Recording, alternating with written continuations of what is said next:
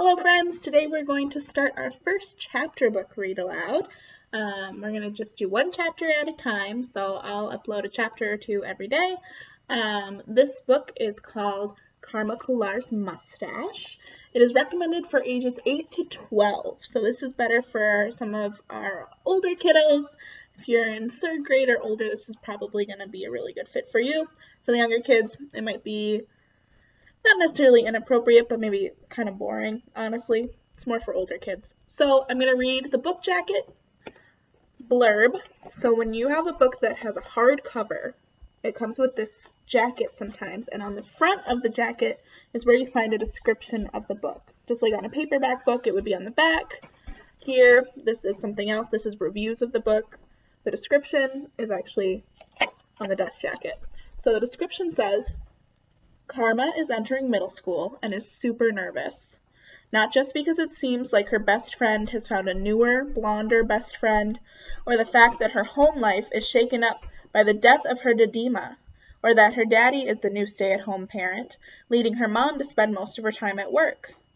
But because she's realized she has 17 hairs that have formed on her upper lip. With everyone preoccupied, Karma has no one to turn to and must figure out what to make of her terrifyingly hairy surprise. So, what I can guess from that is I think this book is about a young girl entering middle school, so she's probably 10 or 11. She's noticing she's got some hair on her lip, which a lot of us do, right?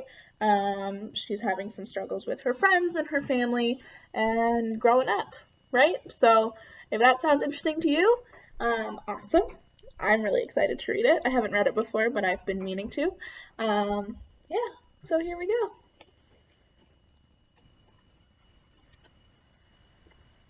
Chapter 1. Didima used to say I'd be as strong as a lion if I drank milk twice a day. She never mentioned I'd get as hairy as one, too. There should have been a disclaimer. Bold letters, and a voiceover with a list of side effects scrolling along the side of my grandma's face whenever she handed me a cup of hot milk. So Didima must mean grandmother. Daddy's back was to me as he pried paratha dough off the rolling pan in a misshapen glob. The orange ties of his "Karma is served" apron clashed with the pale green of his turban. He loved that he'd found an apron with my name on it, but whenever he reminded me for the 100th time that he was wearing my name, I had the urge to accidentally spill curry down the front of the apron.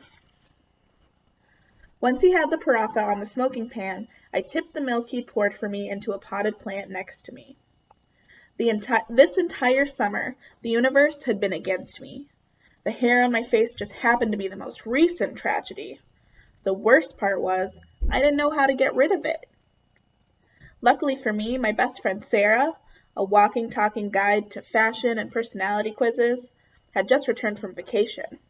She'd just called to figure out what time I should be at her house that afternoon, to compare notes on our class placement lists, which had just arrived in the mail.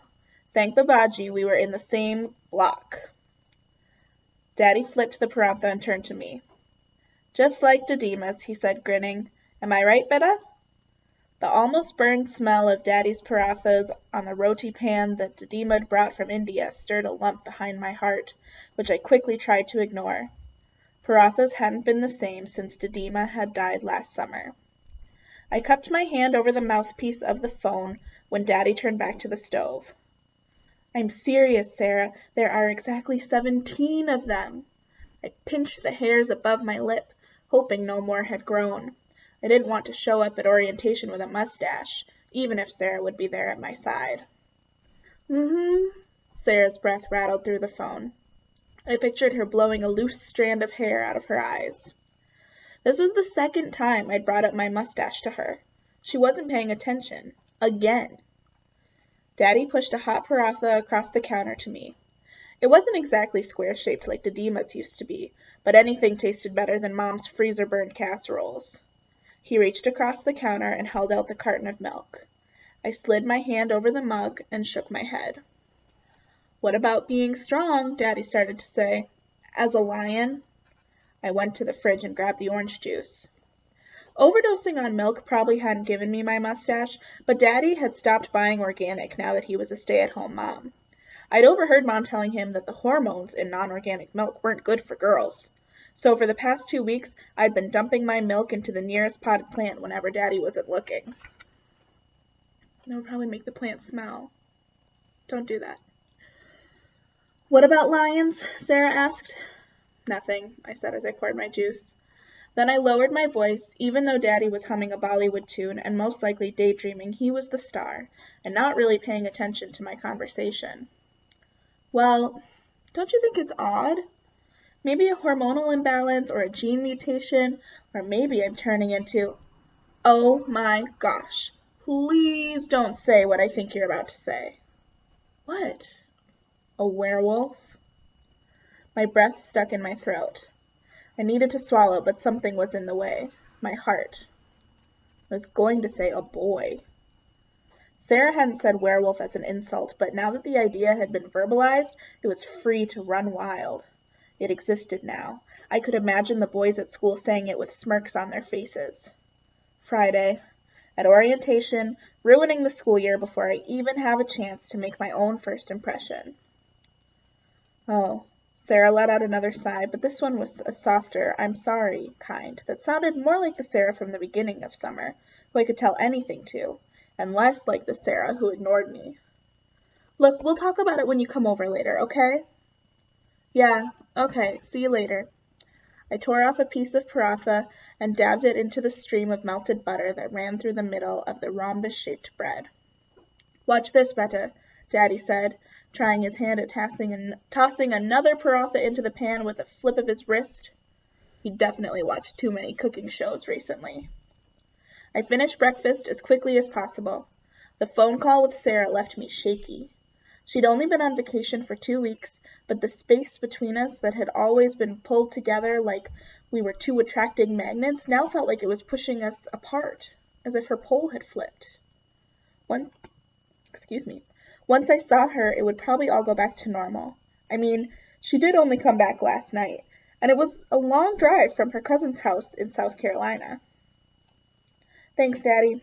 I kissed him on the cheek and rushed upstairs to claim the bathroom before Kieran. Once I'd locked the door, I leaned close to the mirror to get a good look at my face. I counted again. Yup, 17. 17 hairs on either side of my upper lip. How many hairs made a mustache? At least 20? I hoped it was at least 20.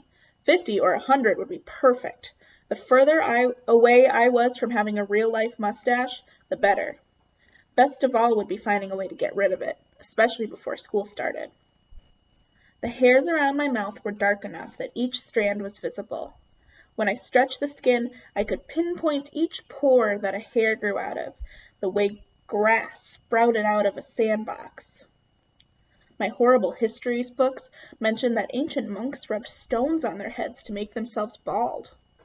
After reading that a couple of weeks ago, I started to rub the side of my mouth in circles with my finger, in the hopes that the motion would work on my face. It wasn't exactly scientific, but it was the only thing I had, considering Mom didn't own a single pair of tweezers, and she drew in her barely there blonde eyebrows every morning, and Sarah hadn't been very helpful on the phone. But all that rubbing had done was make the sides of my mouth red and chapped. I turned the water on to cover up my ritual. I knew it was silly, but at least everyone would think I brushed my teeth really well. Hurry up, Kieran yelled, banging on the door. I squirted toothpaste into my mouth and swished some water around. I also ran my toothbrush under the water so it looked like I'd brushed properly. Kieran stood outside the door when I opened it. His black hair stuck out at random places, and his breath stunk worse than the tennis shoes he'd been mowing in all summer. You forgot to shave, he said, and pinched the hair at the edges of my mouth.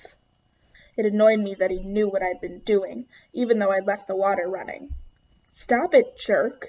I swatted his hand away. He was 14 and probably wanted a mustache, so why was I the one with hair on my face? That is chapter 1 of Khullar's Mustache by Kristi Wientge. So next time, maybe we will see her go to orientation and talk to her friend Sarah and figure out what to do about her face. Think about if you were Karma, think about how she's feeling. I think there's some nervousness there, maybe some embarrassment or shame, right? Tune in for chapter 2 soon. Bye-bye.